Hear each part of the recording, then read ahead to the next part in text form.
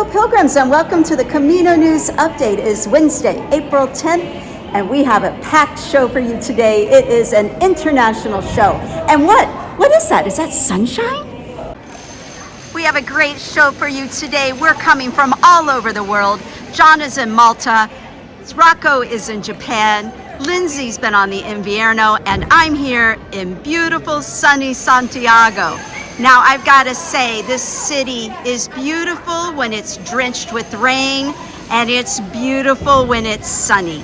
I've been out here just watching pilgrims come in, and what a joy it is to see their faces. The Way My Way is coming to cinemas across Australia on May 16th. Next Tuesday, though, they begin a national screening tour, and it is sold out in several locations. Here's a sneak peek of a podcast interview coming out next week, where I spoke with filmmaker Bill Bennett. I wanted to see how he's feeling this close to his big movie premiere. But first, let's just take a moment to look at parts of the movie trailer. That's the hardest thing I've ever done in my life. Water. I need water.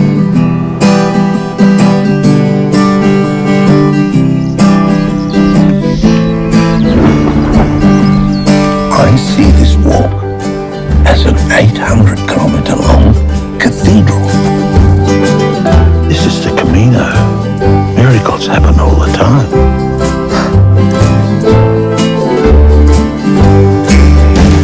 Somewhere along the way, safe journey, my friend. Bon Camino. You'll find what you're looking for. Sweetheart, I'm a pilgrim.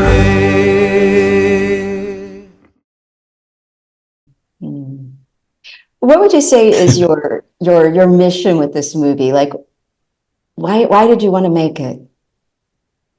I didn't want to make it, Lee. You didn't? I didn't want to make it. Okay, No. so No. did you want to write the book that it was based on? Oh yeah, I wanted to write the book, and the reason I wanted to write the book was because I came back from that first Camino, the Camino Frances, really confused, and I thought that the book might help ameliorate that confusion. You know, I needed to find out why I had put myself through that whole ordeal, and in writing the book, I hoped that would meet that need, and it did in a way. But then what happened was a film distributor, read the book and it had a deep impact on him, and he contacted me and he said, "Bill, I think there's a movie in this," and I said, "No, there's not." He said, "Bill, this book, I know this book is going to turn into a movie and it's going to be really great. You know, the book really impacted me, and if you can get the book onto the screen, then you're going to have a movie that people are going to want to see." And I said, "I can't do that.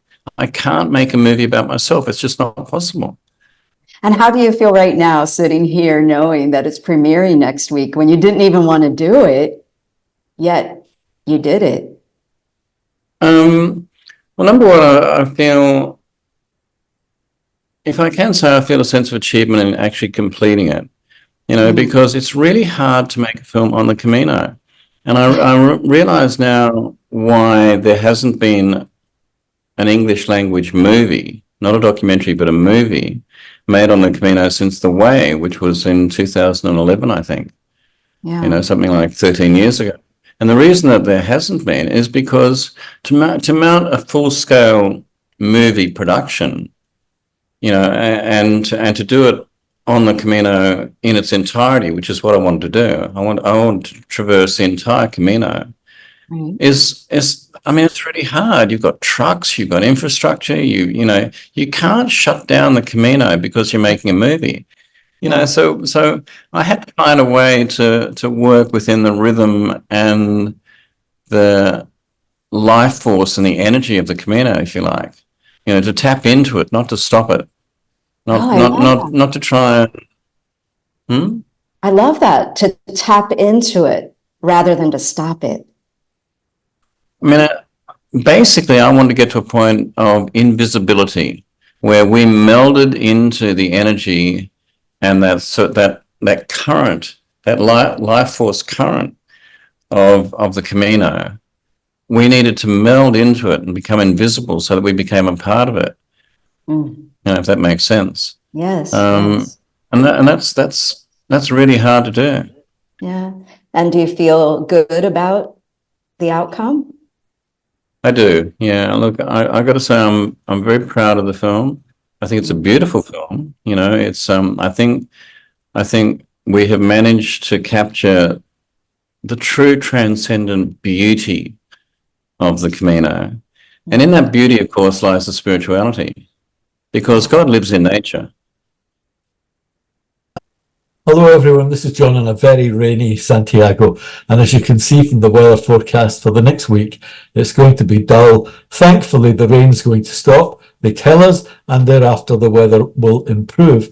However, the weather hasn't put off the pilgrims, and they continue to pile into the city. 37,000 pilgrims this year so far. That's 31% more than in the same period last year. Now, the graph tells us that the pilgrim numbers have gone up and they haven't come back down yet as we expected after Easter time. But the schools have been on holiday, so have parents. They're now going back, children to school, parents back to work, and we think that the numbers will come down. But we'll see. I have, however, have not been in the rain for the last week. I've been on the beautiful island of Malta.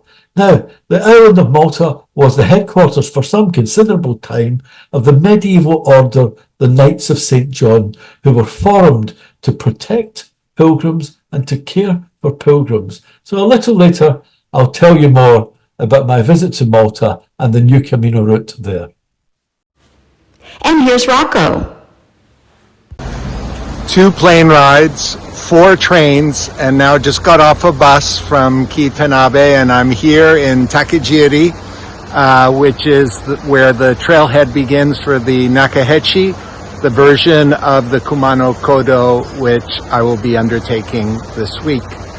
Here we go. Along the way at key sites, there are these wonderful little wooden shelters that are set up to hold the stamps that you stamp your booklet to show progress along the way, and when we get to the end of the pilgrimage, to qualify for our dual pilgrimage status.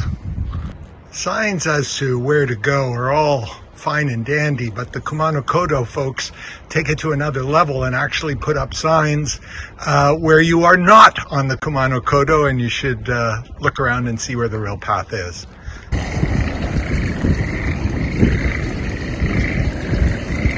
Incredible singing of frogs. One of the elements that adds to the challenge of walking the Kumano Kodo and that obviously slows you down are just the kilometers worth of exposed route. So you have to watch your footing at all times, and this isn't a race, it's a pilgrimage. Embrace the moment and enjoy. Simply awe-inspiring sunset here from my room at the Kirino Sato Takahara Organic Lodge, end of my short but steep first day, and given jet lag and all of the travel in the last 72 hours, this was just what the doctor ordered. Now off to dinner.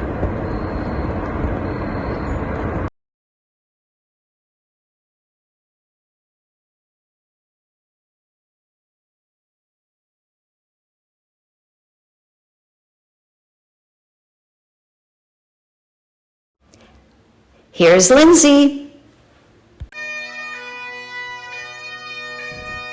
Hi there, Lindsay here again. As you can hear, I've arrived in sunny Santiago. Today I've enjoyed watching pilgrims arriving in this ancient city. Recently a number of people have asked me for advice as they are contemplating doing the Camino Invierno at some point in the future. I say great, if you have more Caminos in you, the Invierno is a must. Today I thought I'd put together some things you need to know before heading off. These are my top 5 picks. 1.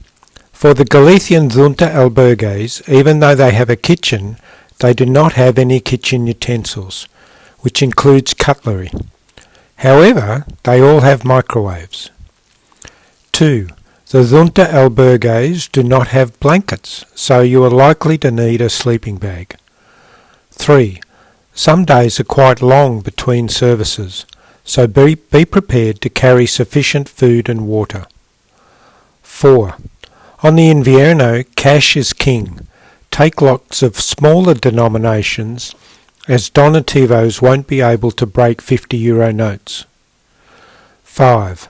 Most private albergues are able to be booked via WhatsApp, which, combined with Google Translate, makes the whole process easy if you're not confident with your Spanish language skills. The Invierno is definitely one of my top favourite routes.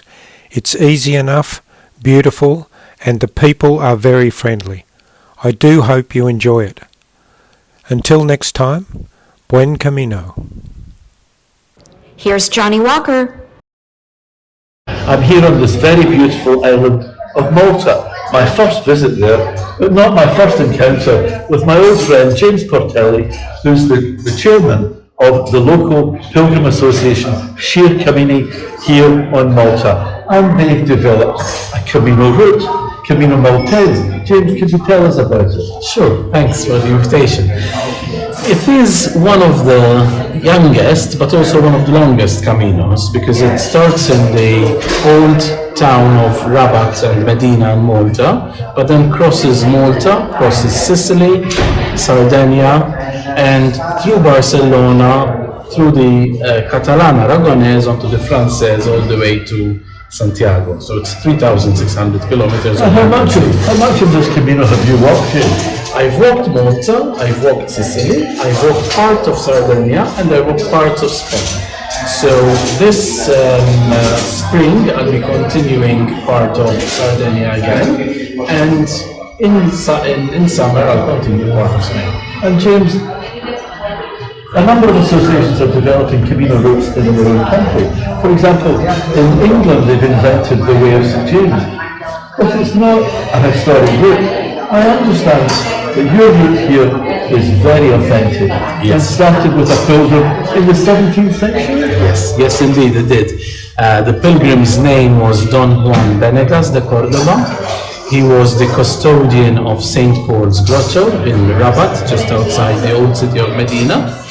And Grandmaster Alof Court in the very early 1600s granted him a credential, basically a document of safe passage, to travel from Malta all the way to San Giacomo in Galicia, that's what the document says, for him to visit the tomb and the sanctuary of St. James. And James, this is very much the home of the Order of St. John, and they were founded to welcome pilgrims and provide support to pilgrims. And all I've got to say is thank you for your hospitality to me on my first visit to Malta. Thank you very much. Always a pleasure. All right, for our calendar of upcoming events, the online Santiago de Compostela Book Club will have their next monthly meeting on April 27th. This meeting is with Steve Walther, author of Sacred Blisters. He's so much fun. You don't want to miss this one. There's a link in the show notes to join the group. Now, here's a public service announcement for all English-speaking pilgrims. Pilgrim Mass in English is with Father Manny. It's held daily at 10:30 a.m. except on Wednesdays. Camino Companions is open daily now from 10:30 a.m. to 5 p.m. Both are located in the Pilgrim Office where you get your Compostela. Pilgrim House on Rua Nova is now open from 10 a.m. to 6 p.m. daily, except they're closed on Wednesdays and Sundays. Well, that's it for this week, pilgrims. Hope to see you in Santiago soon.